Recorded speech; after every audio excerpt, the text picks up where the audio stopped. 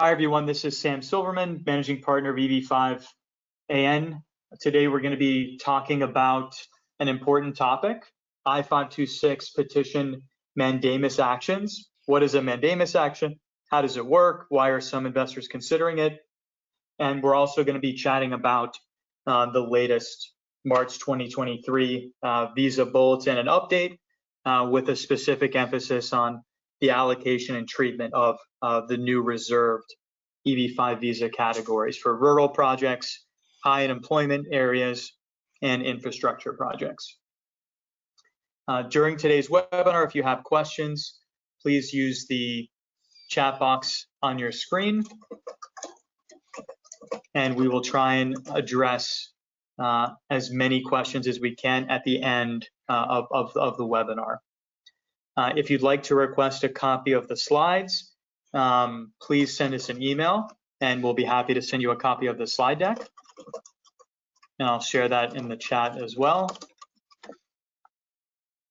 And you'll automatically get a video recording of this webinar in about 2 to 3 hours following the end if you signed up to register.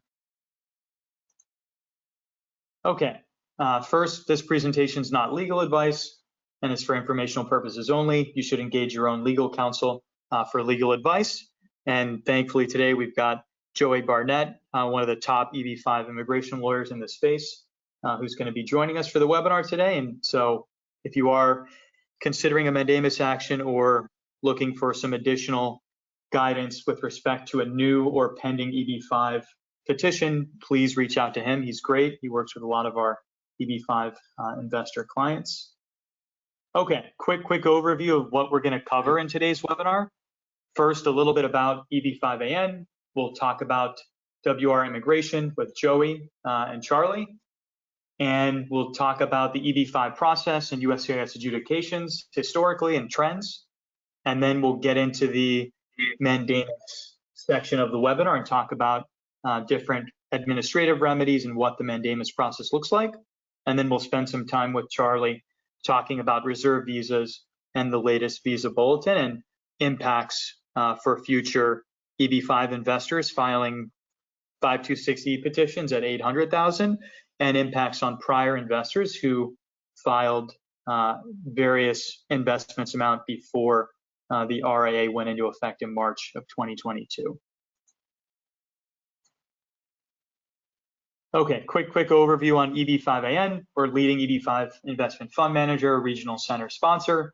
We worked on many EB5 projects all around the country.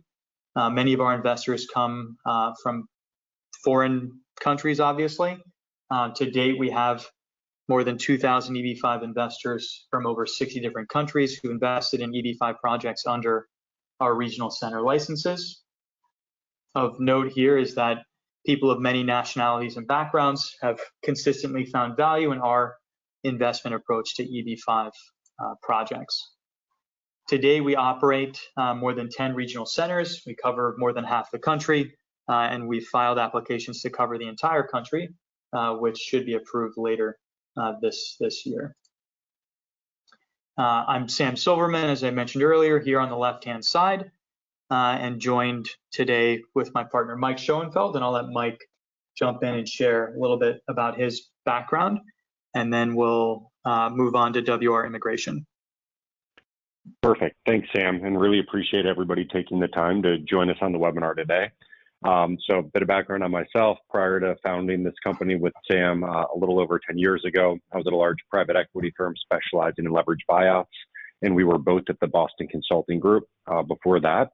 And what we've tried to do in the EB5 industry is use that institutional background that we have and bring that perspective to EB5 to structure best-in-class projects and bring a lot of additional transparency to the industry. Great, thank you. So a little bit about WR immigration. I'll let Joey Barnett jump in and share a little bit more about his background and WR immigration, and then we'll hand it over to Charlie.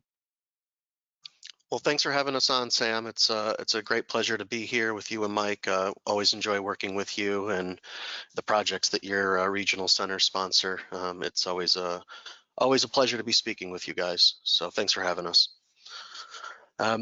My name is Joseph Barnett. You can call me Joey. My friends do. I work for WR Immigration. I'm a partner in the EB-5 practice.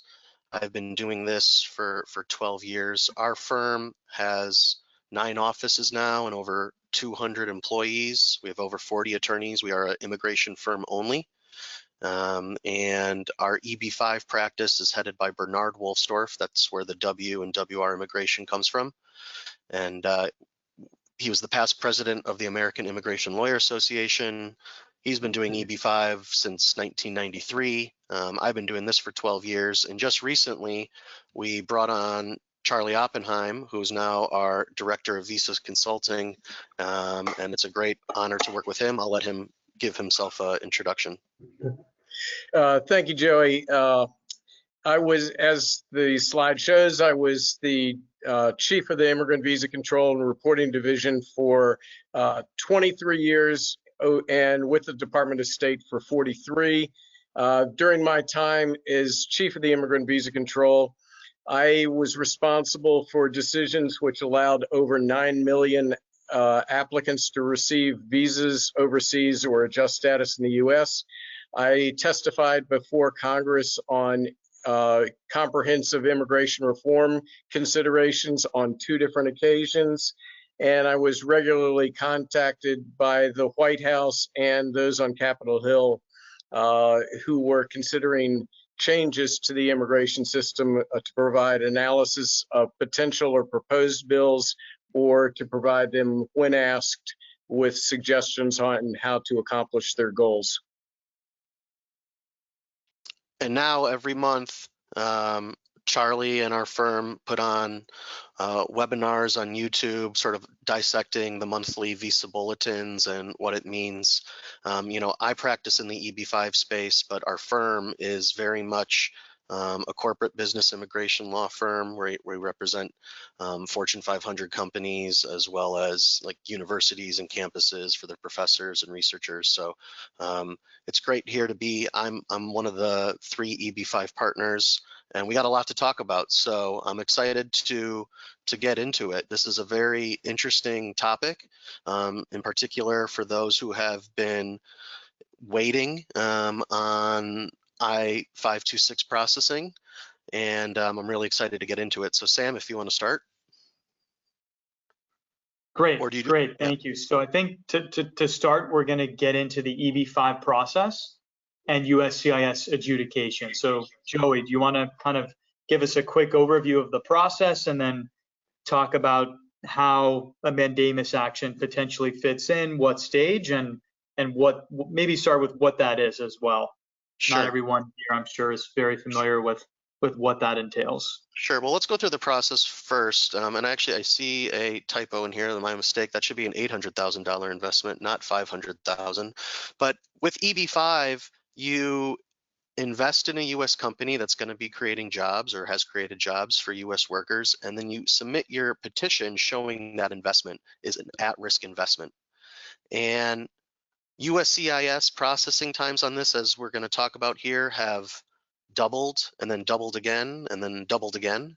And so there is a wait for that petition to be adjudicated. And the mandamus action can, in certain circumstances, potentially push USCIS to adjudicate a case, although it's getting more and more difficult, as we're going to explain later. What's great about the new EB-5 law is that if you're in the United States, you can file an adjustment of status with a pending I-526 or with a new I-526, and that's a real big game changer, and something that we're seeing a lot of folks in the United States take advantage of. And once that adjustment of status is approved, or once you get your immigrant visa at a U.S. consulate abroad and enter, you get a conditional green card. And after 24 months, you have to file to remove the conditions, those conditions being the jobs have been created and that your money has remained at risk. And when you file that, when you timely submit that application, your conditional green card status is extended until they make a decision on it. Those processing times are also very long. And so Mandamus is a type of lawsuit that really relates to an unreasonable delay, and that they have a duty to adjudicate within a reasonable amount of time. And as the processing times have gotten longer, more and more immigrant investors have used this as a tool to get their immigration process to move along a little bit quicker. And that really can be at any stage, at the I-526 stage, potentially waiting for the US consulate to issue the visa, and potentially to when the removal of conditions comes in. So the Mandamus can be a tool for many different uses. Let's go to the next slide. So these are the estimated processing times that USCIS lists on their website. Here's my thoughts about this. These are made up. I don't trust them at all. We have seen in discovery in other litigation filed against USCIS that they don't really track time. And these estimated processing times are, to be honest, they're unreliable to me. So I wouldn't, you really should talk to an immigration attorney about what they think. My thoughts are the processing times have gotten worse and worse and worse because the adjudications and the number of adjudicators have gone down. And that's something that we're hoping USCIS can fix, in particular because folks have paid a fee for a service, and that service hasn't really been coming in. Interestingly, USCIS implemented this visa availability approach, and under this approach, it's sort of about how they adjudicate cases. And they say that if a visa is not available, then you are put in a separate queue and your case won't be adjudicated until a visa is available. And right now, that would be the case for certain investors from China and certain investors from India. That's based on the visa bulletin that Charlie used to create when he worked at the State Department that comes out every month. Interestingly, and what I don't understand about these processing times is that if they were actually following the visa availability approach, then the processing time for India should be longer than it is for all others, because there isn't a visa available right now for many Indian nationals. There was retrogression recently for EB-5 unreserved. So in that sense, it shows that's another evidence that I don't really believe in those processing times. At the end of fiscal year 2022, which was October 1st, there were over 13,000 I-526 petitions pending. And USCIS in 2022 adjudicated less than 10% of the number of cases that they adjudicated in 2018. They've blamed COVID, but the reduction started happening before COVID. They've blamed budget. We don't have enough money from Congress. They've indicated that they've misrepresented that to the public when they've written letters to Congress. And as far as I'm concerned, they really think of EB-5 investors somewhat as like a cash cow. They've shown in their fee bills, which continue to increase fees on EB-5 investors, that their money is being used, those filing fees are being used to fund other aspects of USCIS. And so there is somewhat of a mess at IPO processing that we are really, really hoping they clean up. And I think they are starting to clean it up because it has come to a head. For the past year or so, I believe USCIS's priority for EB-5 has been on getting the Reform and Integrity Act operational. And I think they've really started to take steps. There's another stakeholder engagement about that soon. And I think their next step after that is going to be increasing the productivity. They have to get the new program up and running. They have to make sure that these processing times come down, because it really impacts the new investors' desire to want to do EB5. It impacts the United States' reputation for pending investors, and it can prolong, the investment risk that is not contemplated by Congress. So there are lots of reasons why I think there is a sort of a perfect chaos right now with EB5, and why some of these mandamus actions have been successful. Sam, let's go to the next slide. And please feel free to jump in if you ever have anything to say. This graph really here is just sort of some numbers to go based on what I was saying before. They have really decreased the number of petitions, and that median processing time has increased over the past 5 years. I think it's intentional, and we're litigating this for some of our clients, and it is sort of the eyes of the industry are on this right now, because one other thing that we've come to learn from discovery is that the number of adjudicators at IPO has gone down since 2018. There was this supposed 2019 retraining of IPO officers that was one of the reasons why they used, but we haven't really seen them bring that level up. In fact, what we've seen instead is that they've hired more officers from the FDNS, which relates to like fraud detection and national security, as opposed to adjudicators. It's something that, the EB5 community is very much aware of, and something that we're trying to work with the government to change. Let's go to the next slide. Okay, so before considering a mandamus action, there are informal steps that you can take. You can do your standard inquiry, you can do escalations, you can contact the ombudsman's office, even get your congressional representative to inquire. And the purpose of doing this is to build the record in case you were to file a mandamus lawsuit, to show a federal judge that you have done everything that you can to get the government to act, and this lawsuit that you have filed is the last resort. I used to do this. I've been doing mandamus for over 10 years. I used to do this a lot more often to build the record.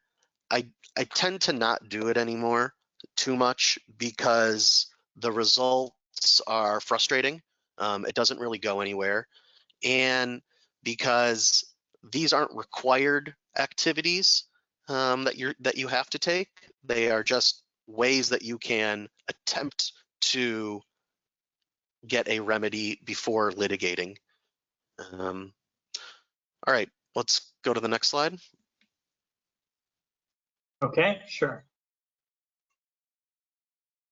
All right, a writ of mandamus. So a mandamus action, it is a lawsuit that an immigrant investor files saying that the United States has a duty to act within a reasonable amount of time, and that it is taking an unreasonable amount of time for them to adjudicate the case.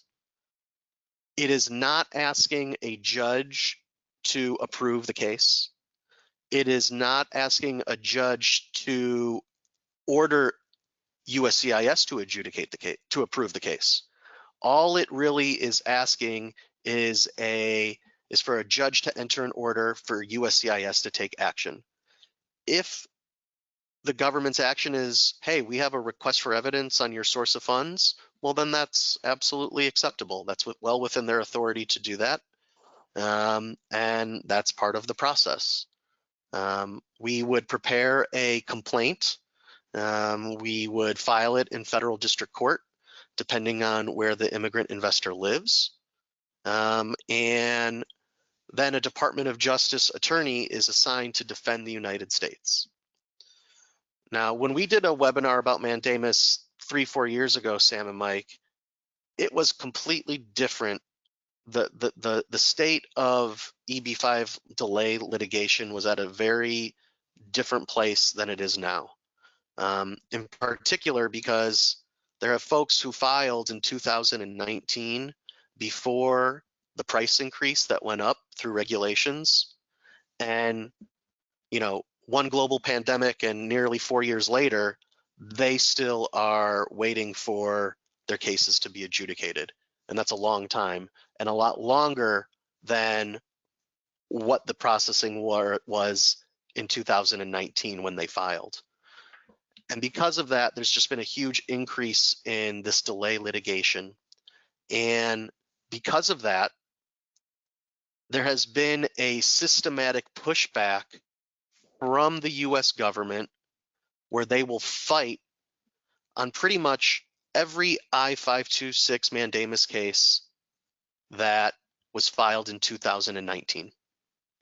They're pretty much making the argument that it is not unreasonable as a matter of law for a case to be pending for 4 years. That is the direction that they have been told to take, and that's happening all over the United States now.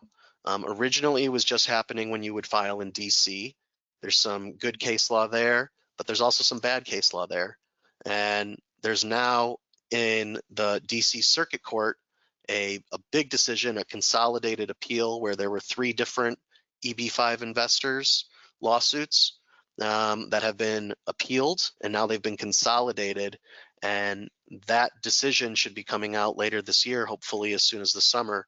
And we're hoping that we can show in those cases that the government can't just file a motion to dismiss the lawsuit and claim as a matter of law that the delays are not unreasonable.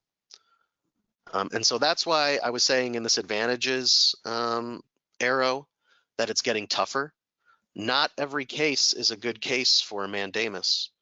And I guess it really depends on how much an investor wants to fight, and their risk tolerance, I guess, with litigation.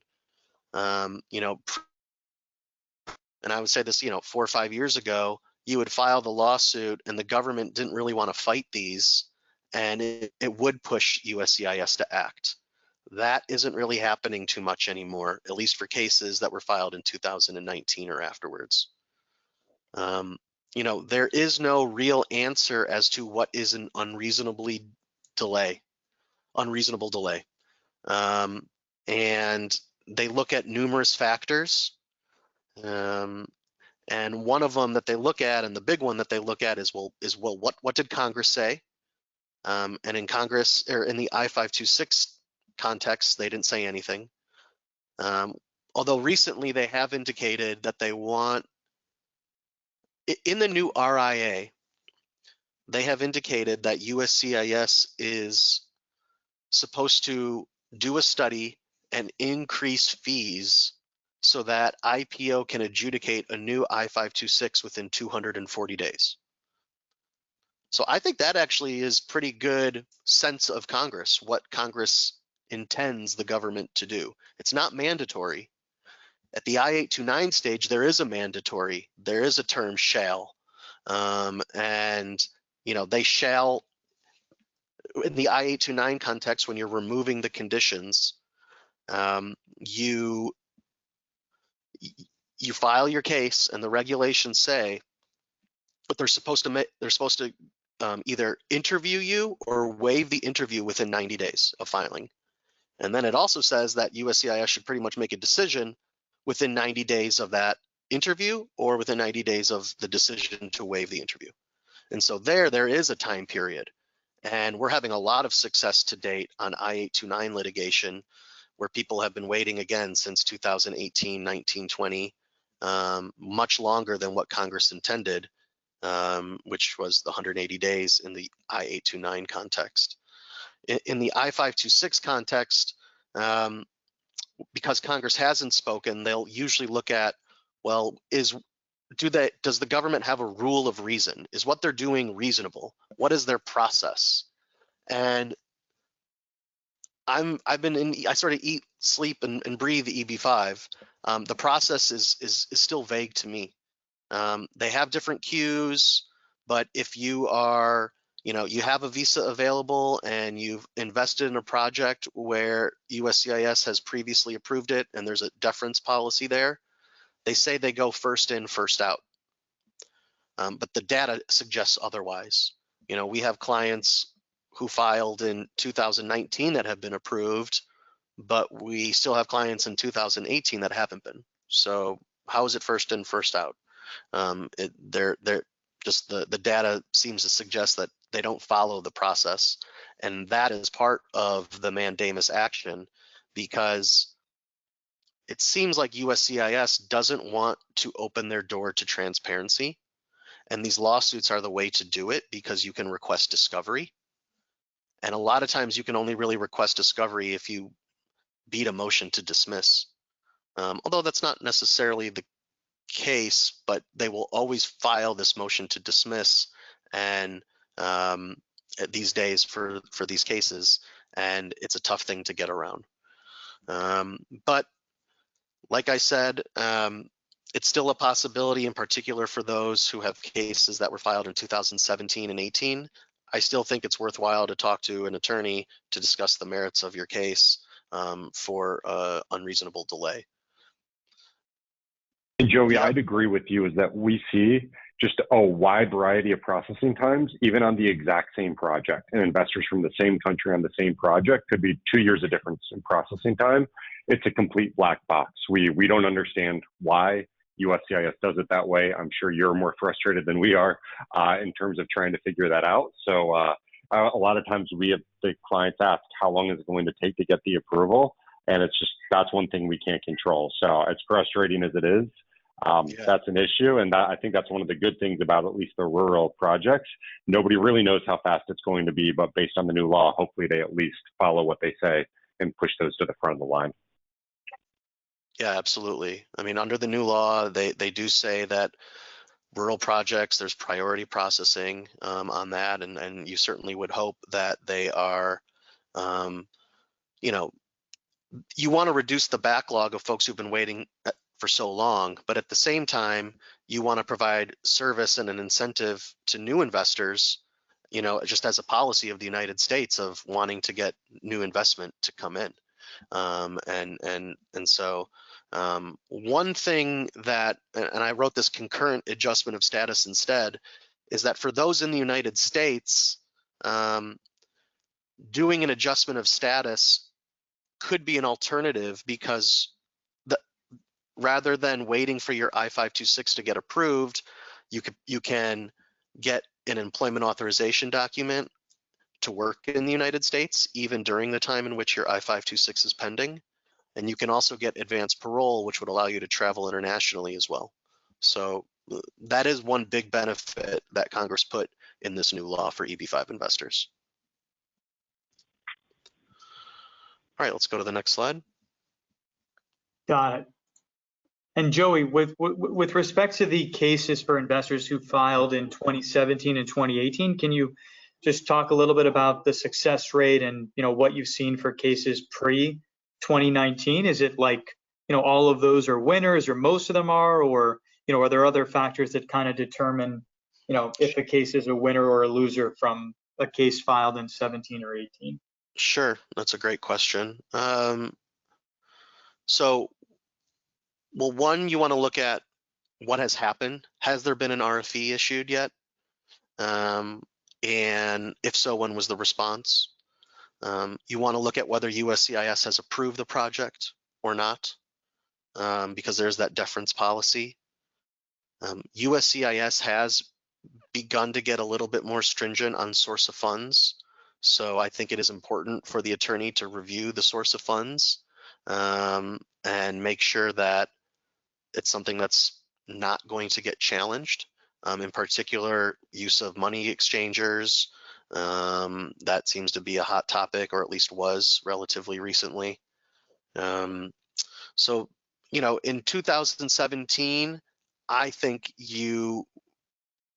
let's say this, the last one that I filed for an investor who submitted it in 2018, the government agreed to do an adjudication schedule where they said, we agreed to, hold off on moving forward with the lawsuit, and USCIS has agreed to take initial action on the case within 60 days of us entering this agreement with the court.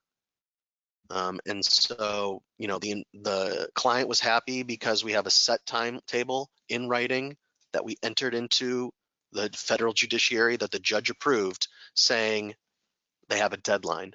And if that deadline is a request for evidence, then, you would work with your filing attorney to respond to that. And then there would be another period of time for USCIS to take additional action. So it would be like another 60 days they have, so it's not just like it goes back into the black box. There are still conditions on USCIS getting to a final agency action, which is what we're looking for. Understood. Thank you, Joey. Okay, I think we can skip over this. We covered most of that on the previous slide. Yep. Anything else here you want to touch on, Joey, on this? No,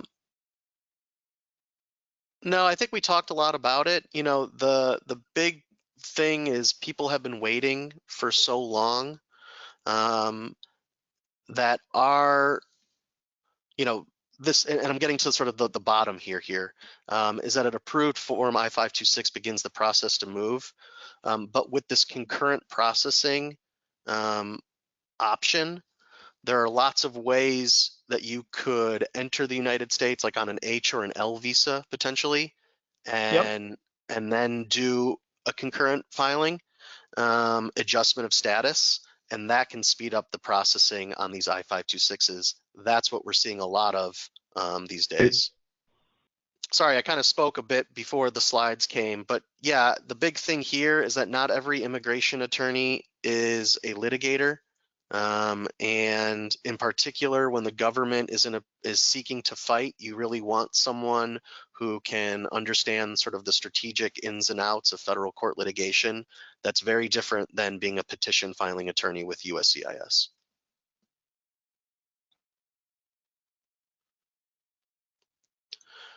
Got it. Okay, so I think that's enough on the mandamus for now.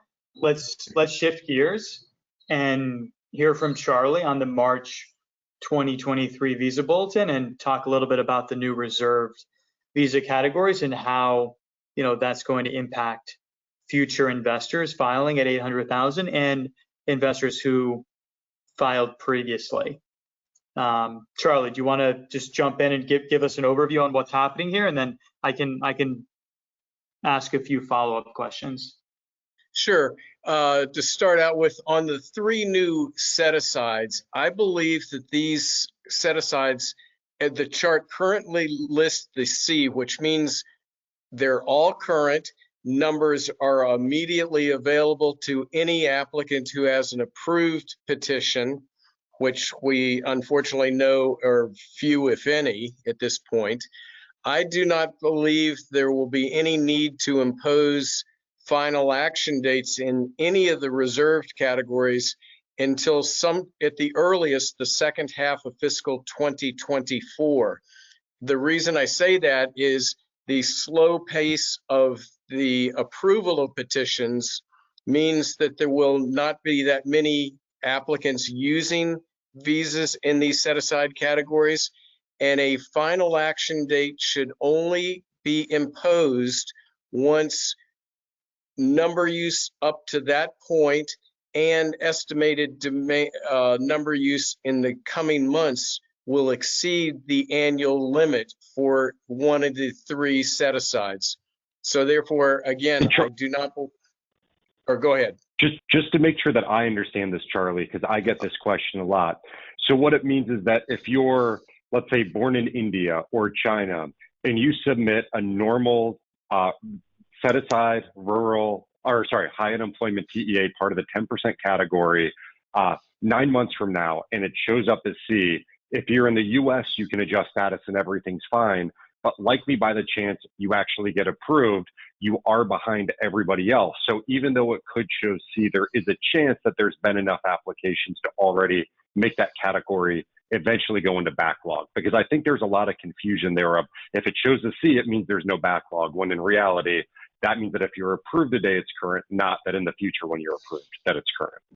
Correct. The C just merely means that the current demand for number use does not exceed the amount of visas available. So as you say, there could be enough cases in the pipeline to require a final action date at some point, but I do not believe that will happen until the second half of 2024, and probably not until the summer of 2024, if then.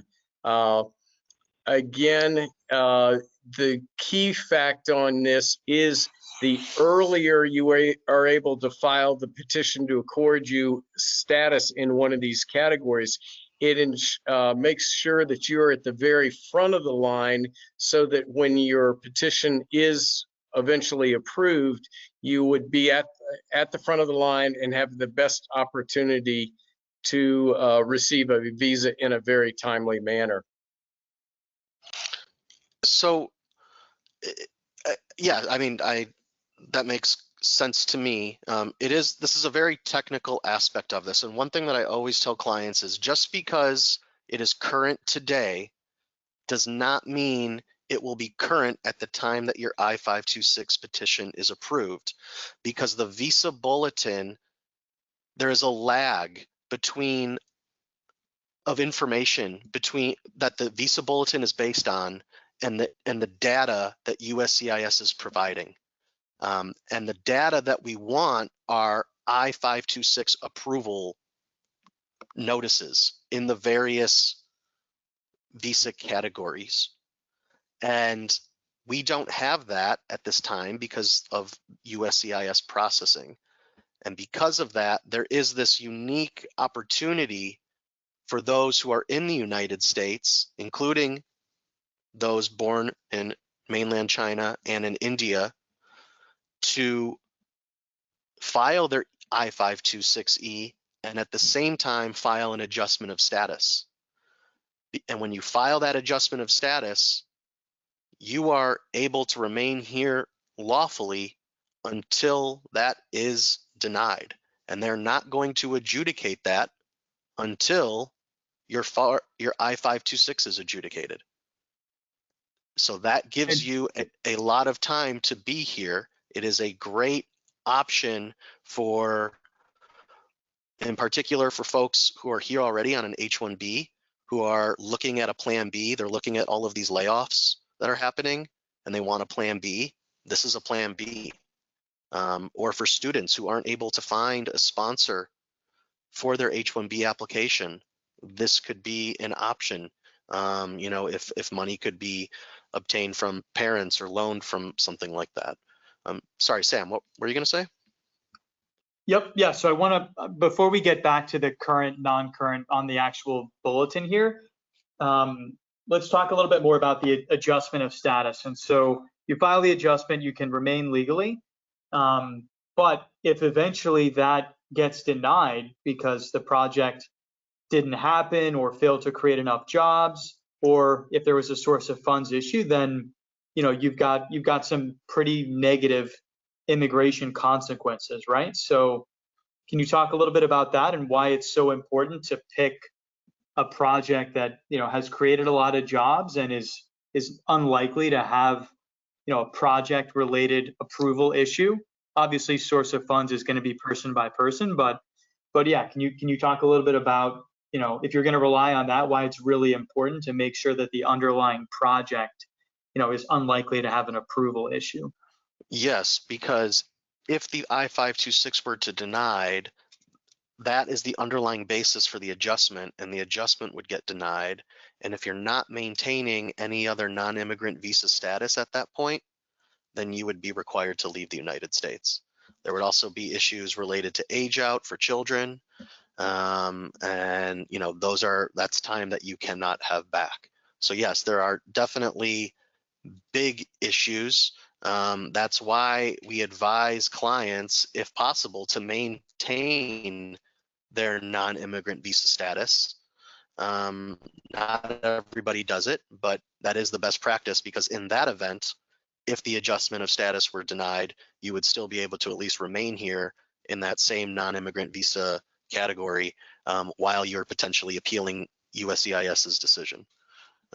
So yeah, that's a really good point, Sam. I mean, I'll say this about EB-5. Obviously, it's very important that your source of funds are put together by an experienced attorney and you have a very detailed brief explaining how they were earned and transferred over. But really, when it comes down to it, success in EB-5 is based on the project that you choose. Because EB-5 is a job creation program with an immigration benefit. And you don't get the full immigration benefit if you don't create the jobs. The jobs are the key. And that's number one, priority number one for immigration purposes. Investment risk obviously is an equally important consideration for immigrant investors. And you also want to make sure that when you're doing your due diligence on projects, the financial terms are set in a way that you feel like will be able to get your money back at the end of the EB-5 process. But the big thing, I don't think we've mentioned it here yet, is that and there's a lawsuit about this going on right now, but it is the State Department's interpretation of this new EB-5 law that if you filed your I-526 before the Reform and Integrity Act went into effect, then you are in this unreserved visa category. So whether it was direct or regional center filing, whether it's TEA or not, you're all in this unreserved visa category and these new investors, a big incentive is not only are you getting that reduced investment amount down to 800,000 from 1,050,000 if you invest in a rural high unemployment or an infrastructure project, but you also get to be put inside these different visa categories, which, as Charlie explained, are going to be current for the next 12 months or so, just based on demand. Charlie, recently there was big retrogression for India unreserved. I think that's a big question that I get all the time. Can you explain maybe why that would have happened? Yeah, there are per country limits which apply to all immigrant visa categories. It is a 7% per country limit, and this was established by Congress to avoid any single country from monopolizing all the available numbers. So based on the amount of numbers available to Indian applicants under the per country limit, the State Department determined that there were too many under the originally established date of November 8th of 2019, so they could no longer hold that, and they retrogressed, meaning they moved the date back to June 1st of 2018. So now in March, only applicants with a priority date earlier than that June date can be processed, whereas have they been eligible for processing in February or earlier, it would have been November 8th. I believe that this India date will be held for a period of time until the State Department determines whether this retrogression had its desired impact on visa availability, and then it should be able to begin moving forward at some point later in the fiscal year. The same thing applies to China. The State Department has determined that only applicants before the July 8th of 2015 date can be processed. I believe that date will advance to at least January 1st of 2016 by the end of the year. I also think it's important to advise listeners, I believe that a Hong Kong, a Vietnam final action date will be imposed for fifth preference unreserved applicants. Again, for Vietnam, a unreserved date will be applied, implemented possibly before May, but definitely in the summer months. And again, that will be to limit number use by Vietnamese applicants in the unreserved fifth preference. And Charlie, I think what caught a lot of people by surprise, both when it happened in China and recently when it happened in India, is just the delay of knowing how many applications from each country are filed, how many dependents, and what the final action date looks like. Because everything can look like it's current for a while, then all of a sudden you're slammed with a 3-year retrogression where it moves back and there's a lot of people ahead of you. So I guess, how can people know, for example, if you're from India or China and you're looking at a normal high unemployment with 10% or an infrastructure with 2% or rural at 20, how many people have filed in that category? Are we going to get any numbers on that? How long of a lag is there? What would you say in terms of looking at the overall filings versus that, just so people aren't taken by surprise like what's happened before?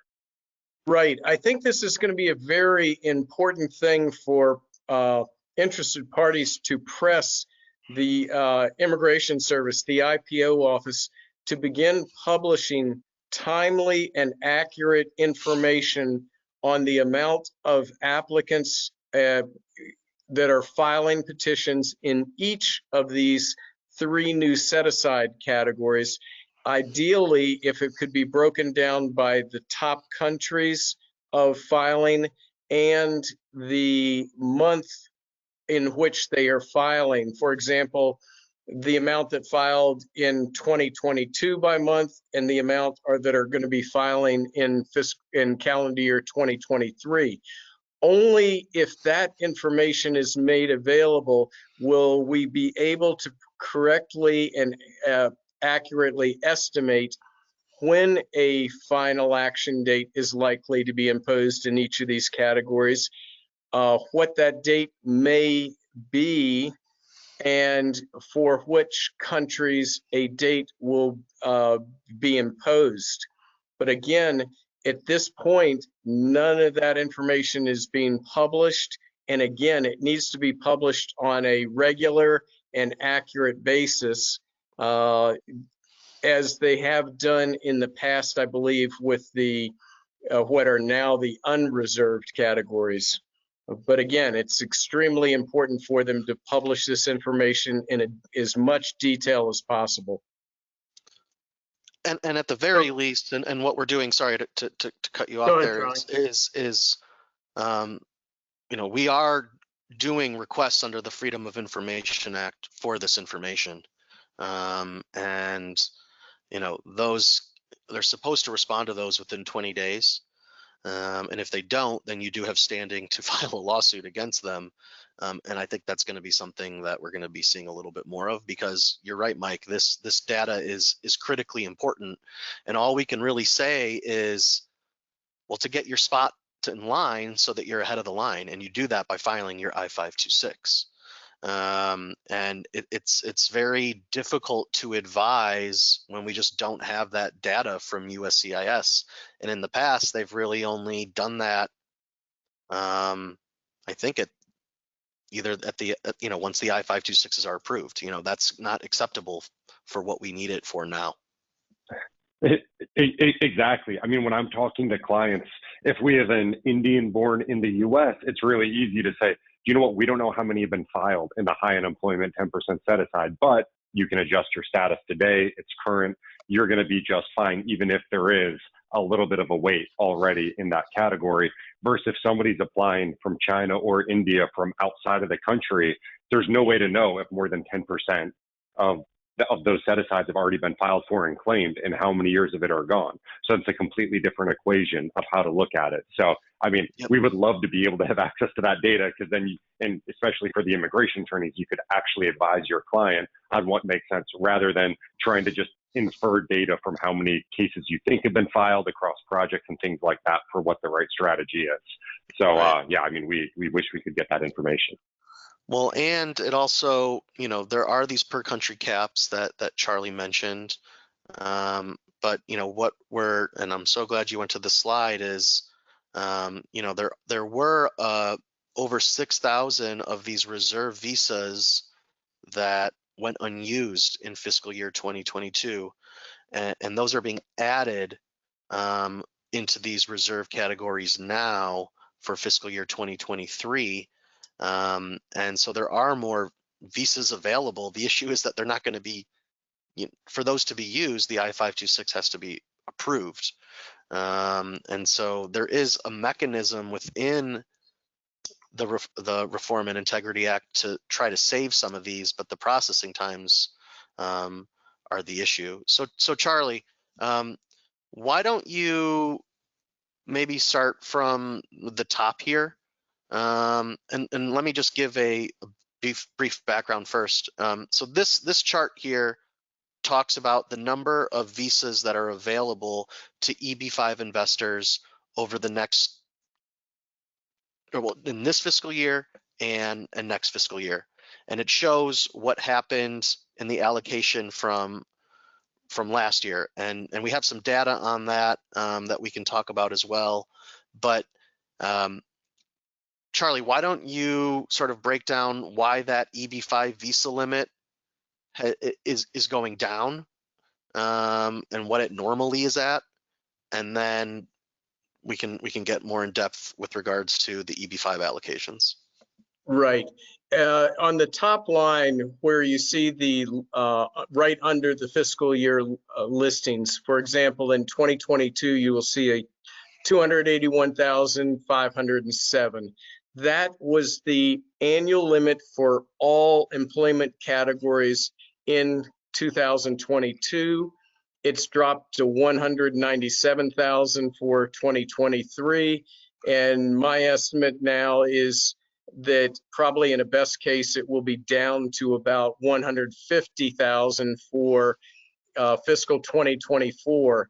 The reason it is so high in 2022 and 23 is because unused family preference numbers from the previous fiscal year are added to the minimum 140,000 employment limit each year. So because of the COVID implications on overseas processing of immigrant visas in the family preference categories, there were tremendous amounts of unused family numbers. For example, in fiscal 2021, there were a little over 140,000 unused family numbers. So therefore, those numbers were all added to the initial normal 140,000 employment limit, resulting in the 281,000 figure. So therefore, for fiscals 2021, 2022, and 2023, these are all-time high totals on overall immigration. They are completely the result of the COVID processing problems, and they are going to decline significantly and dramatically as state is able to return to full processing overseas. Therefore, the limits are going to drop. But so for the 2023 limit of 13,987, that's the overall limit. Then the rural set aside, each of the set asides is either entitled to 20% of the numbers under the limit, 10% or 2% of the numbers. The good thing is you will see in 2022, the rural reserved category had 3,997 numbers dedicated for those applicants. None of those numbers were used because there were no approved petitions. The RIA Act allows those numbers to be carried over and added to the same limit for 2023. So it raises the amount of visas available to rural applicants to 6,795 for the current year. Again, very few of those numbers are likely to get used. And so the new act also says that the carryover numbers can only carry over one time to the next fiscal year.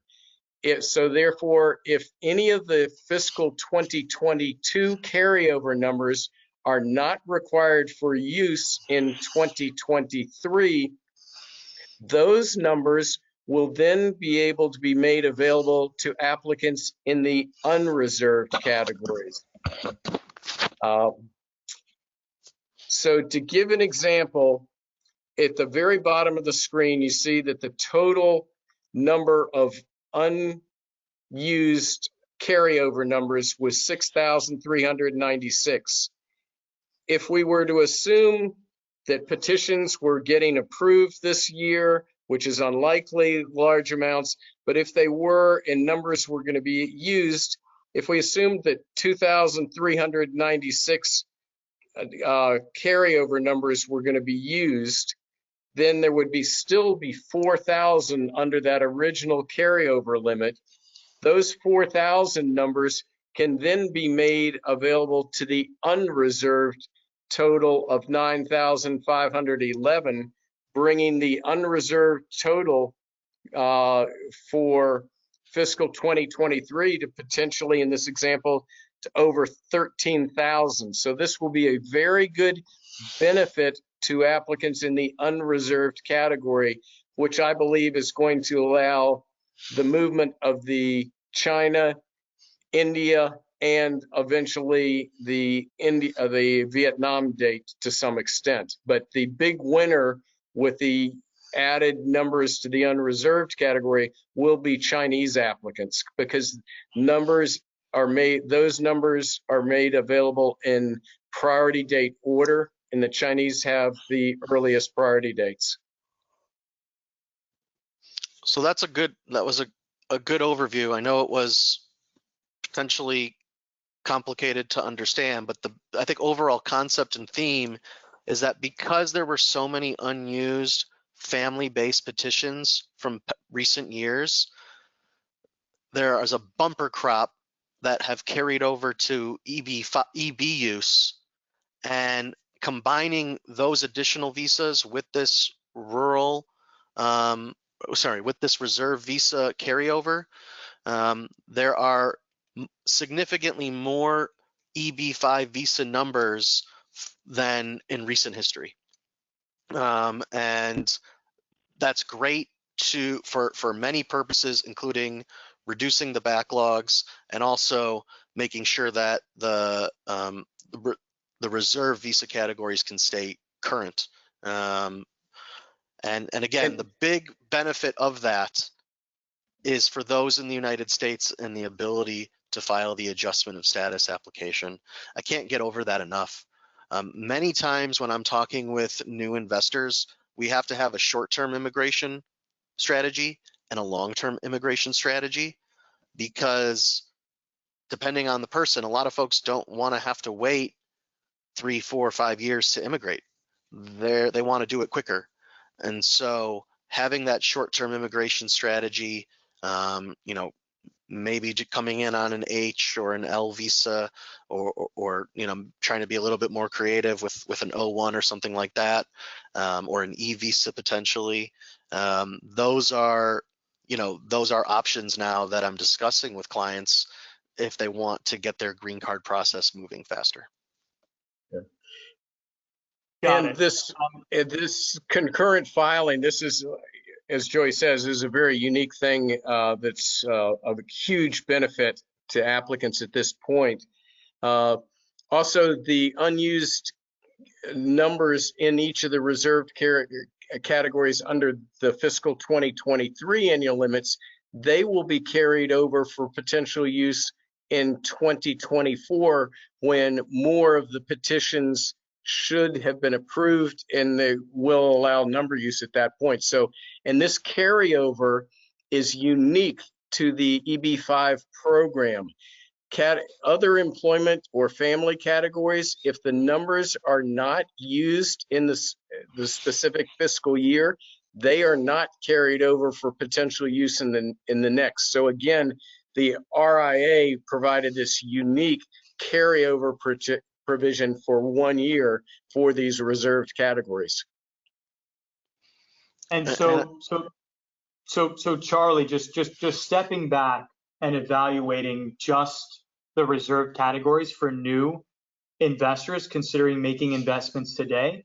Obviously, there's very few infrastructure projects, so it's usually a decision between a high unemployment project and a rural project, right? So, for those investors deliberating between those two, categories, how significant of a difference is there in terms of, investor likelihood of getting the green card in their hands faster with a rural project versus a high unemployment project, particularly for China and Indian investors? Can you kind of give me an idea of how that is going to play out over time, right? Because everything's current now, but it's not going to be current forever.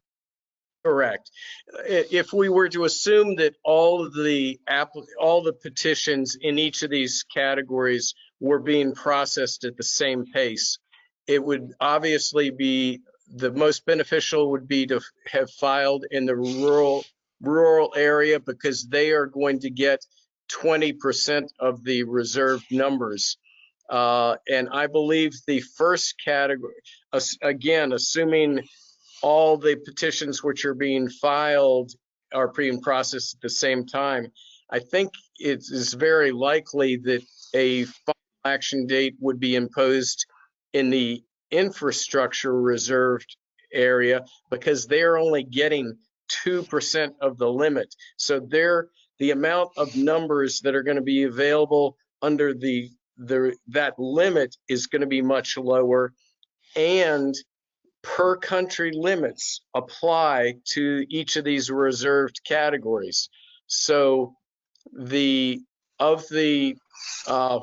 400 numbers that, or excuse me, of the 280 numbers that are available initially for the infrastructure category this year, any individual country is only entitled to 7% of that 280 number. That would be the per country limit. So again, I think the takeaway is the rural with the 20% is the most favorable to apply on at this time.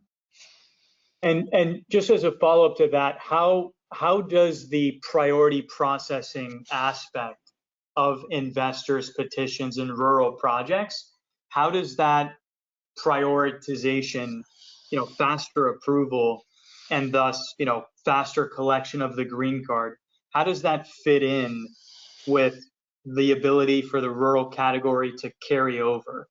Like, how is that going to help investors actually collect the green card faster by getting approved faster with the carryover now happening under these new rules? Again, because they're going to have a larger chunk of the numbers this year. For this year, the rural area would potentially have 6,795 numbers. So therefore, many more can be processed. But again, it is going to be important to know how fast these cases are actually getting approved. So not only the amount of filings, is there a discrepancy among the approval rate or in terms of the time to get the case approved in each of these three areas? And that is the great unknown at this point.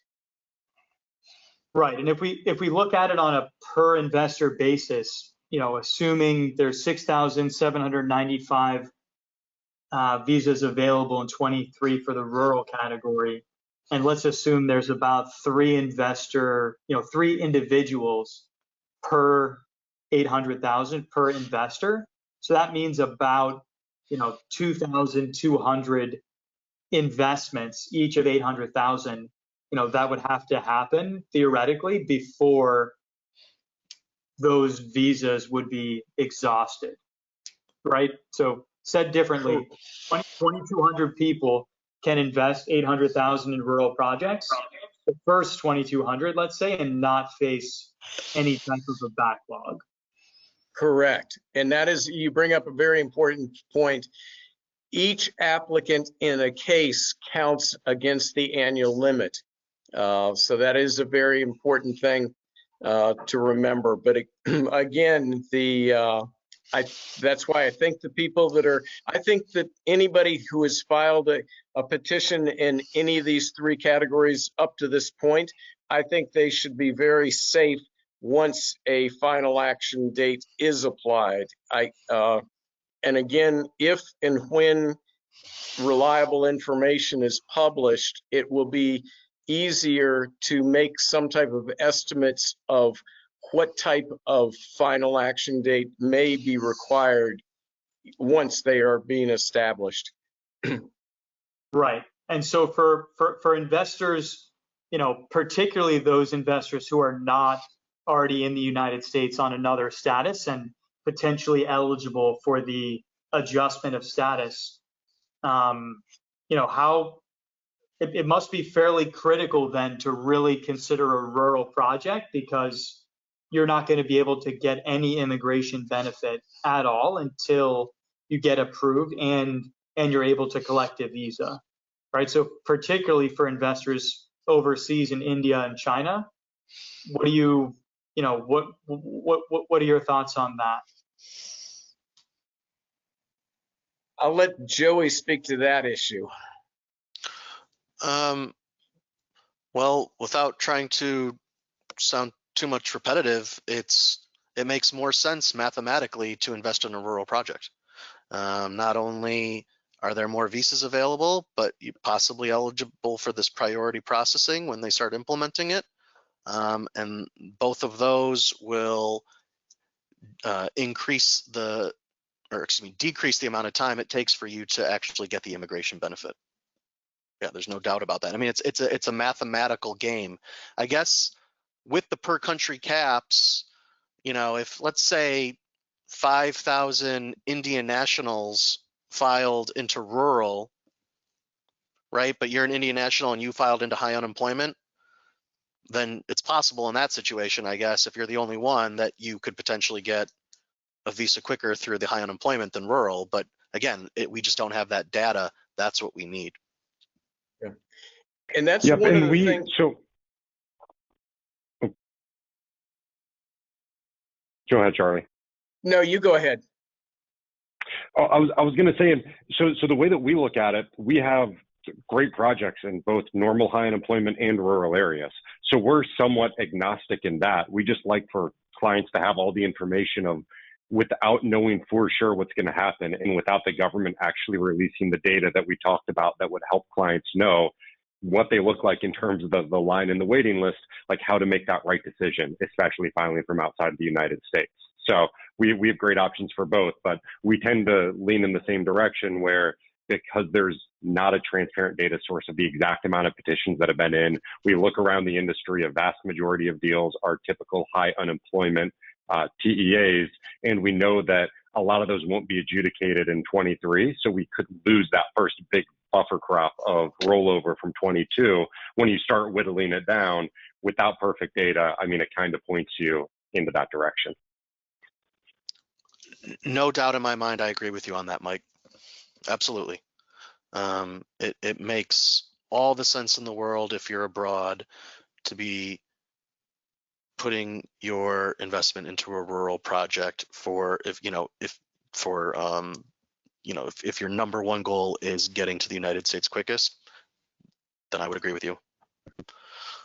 And I'd say the other thing that really pops out after having this conversation, which I had not thought about as much, is that there is really great news for those Chinese investors from, let's say, 2015 to 2018.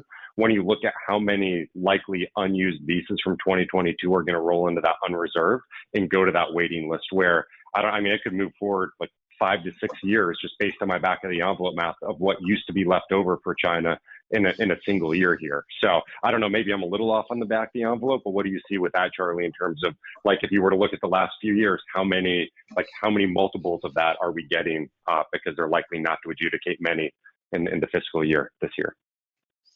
For the unreserved category? Yes, for the unreserved, that overflow that's gonna, all those extra ones that'll go to the first in line. Yeah, they will go, those, the otherwise unused numbers would be made available without regard to per country limit. That will benefit the Chinese.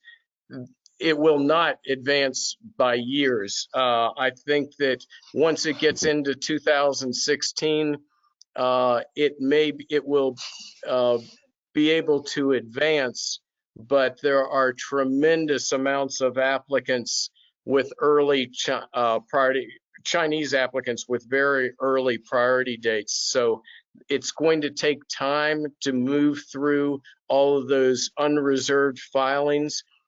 But the fact that for this year, there are going to be so many unused carryover numbers from 2022, this is going to be a bumper year in terms of the amount of Chinese applicants that are going to be able to be processed. Got it. Okay. And that's really helpful. one Joey, other thing is, one other thing that would be interesting for the IPO office to address is how these various petitions are going to be processed. Are the petitions filed under these new rural, or the new 3 set-asides, are they going to be processed at a faster pace and in an entirely different line than the cases which were filed previously or will be filed in the unreserved categories? Or there's just a single line? So that is going to be an important thing to help determine where to file, is how they're going to be processing these various cases. Got it.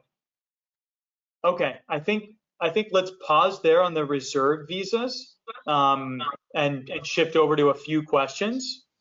So Joey, we've gotten a couple of questions related to the same topic, which is, I'm an investor from China. I filed 4 or 5 years ago. My I-526 is approved or it's not approved, and I want to kind of get rid of that old application, and I want to invest again in a new project, in a new rural project at 800. Like, can I do that? And does it matter if my old application already got approved at the 526 step or not, if I want to do that and just start with a new file completely? Yes, you can, and you 100% can. And no, it does not matter if your I-526 is approved or not. There's absolutely, it really, if you have additional investment funds, you can do that. We had a client who invested in both, because of this discussion that we've just been having, like which one is going to be faster and sort of the lack of data. He decided, you know what, I'm going to invest in both. He invested in both rural and high unemployment area, 2 different projects. And so there's nothing stopping someone in the unreserved visa category from doing that as well. If money were to be coming back from like the original EB5 project, we would want to make sure that that was done properly for source of fund purposes. But yes, there's no restrictions on that. Got it. Okay, that makes sense. I mean, there's also the possibility, sorry to keep going on this, that, and I've seen some projects do this, where they're giving an option to existing investors to invest, 300,000 more and filing a new one with like a new supplement offering to the existing one and trying to get into one of these reserve categories as well.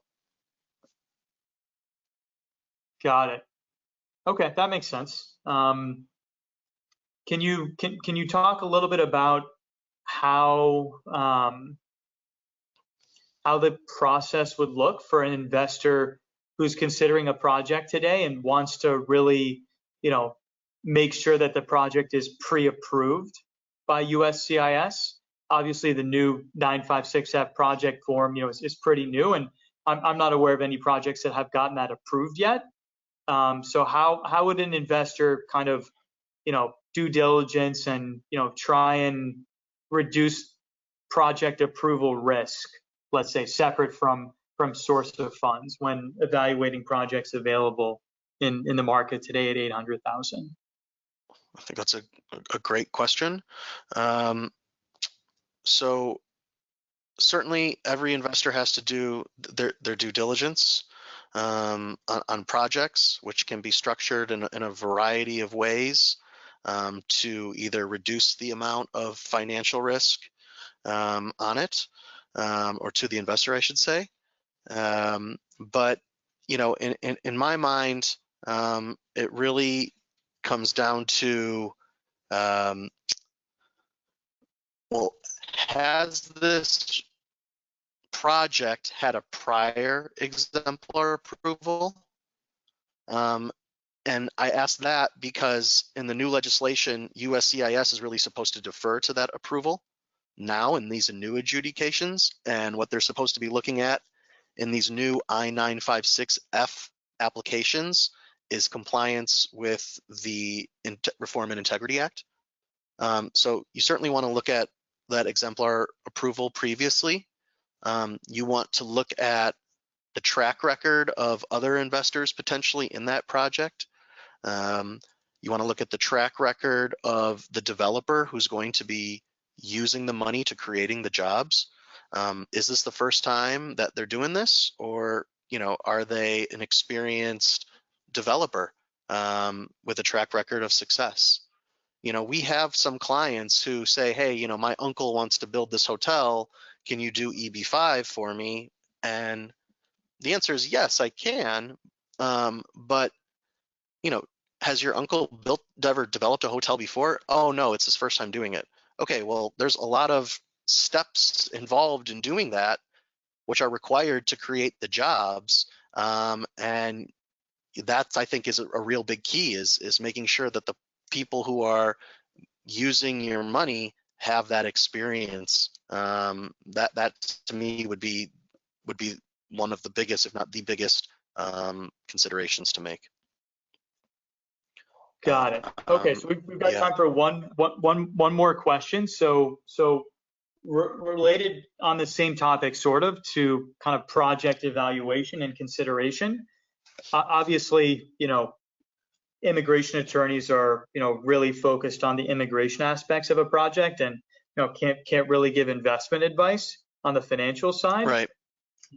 But on the immigration side specifically, what things are you looking for in terms of, the quote, best type of project to invest in from an immigration standpoint? What are the two or three, main things that, okay, if the project has these 2 or 3 items, you can't really get any better than that from an immigration perspective? Yep, great question. First thing is job creation. Have jobs been created? And I guess associated with that is, does the project actually need the EB5 capital?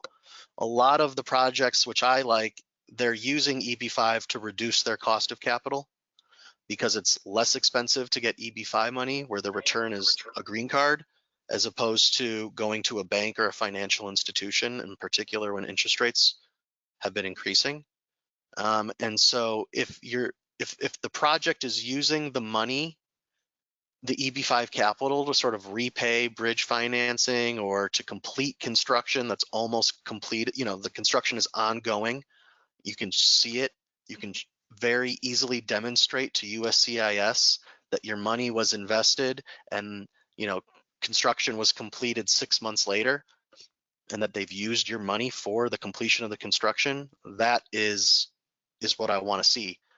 Projects where, you know, they're still in the entitlement phase, or they need to get some sort of government permit, you know, that can be delayed, as we all know, with bureaucracy, and that can impact timing. You want a project where construction is ongoing, and, you know, or it's been completed and now you're just using the EB5 money to pay down that short-term bridge financing. Those to me, I think, are the best projects, because you really mitigate the job creation risk, and that's the huge issue for the immigration benefit. I guess the other thing that I would look at is, you know, again, the regional center and their operators track record of success as well. You know, have they sponsored projects that have returned capital back in the past? I think that's also an important consideration. Got it. And so just to dig a little bit deeper, specifically on the concept of bridge financing and on money being used directly to fund project construction costs. So that can kind of look two different ways, right? So one way is, you know, the project's being built, it took out a loan from Wells Fargo Bank to fund construction, and now EB5 is coming into the project, and EB5 is being used to directly pay back Wells Fargo, and the Wells Fargo loan was taken out with the understanding that it was temporarily going to be used to fund the project, and EB5 was going to just replace it and repay it when EB5 was available, right? So that's kind of part one of bridge financing. Yep. What's even better than that is the project took out a loan from Wells Fargo, and the loan said that Wells Fargo would loan up to $100 million for the project. And the developer would just request money from Wells Fargo as construction advanced, up to 100 million total to fund construction, right? And now, as EB5 is coming into the project, and EB5 is coming in at a cheaper interest rate than the Wells Fargo loan, now the developer, instead of asking Wells Fargo for more money, you know, to pay for the roof and pay for the windows and those items, instead of going to Wells Fargo for more money at 8% or 9%, they just use the EB5 money that's coming in at 5 or 6%. Yep. And that money gets directly spent on the project. And now all of a sudden, the developers realized the cost savings of that interest difference. And it didn't impact the project completion timing, because money was available either way, from EB5 money coming in or from the Wells Fargo loan. Money is money, doesn't matter where it's coming from.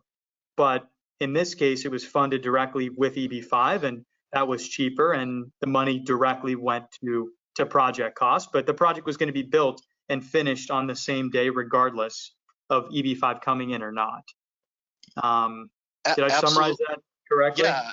Yes. I mean, I would say in that second scenario that you just described, I don't really consider that bridge financing or using EB5 capital to replace bridge financing, because it's being used by the project to pay for the roof.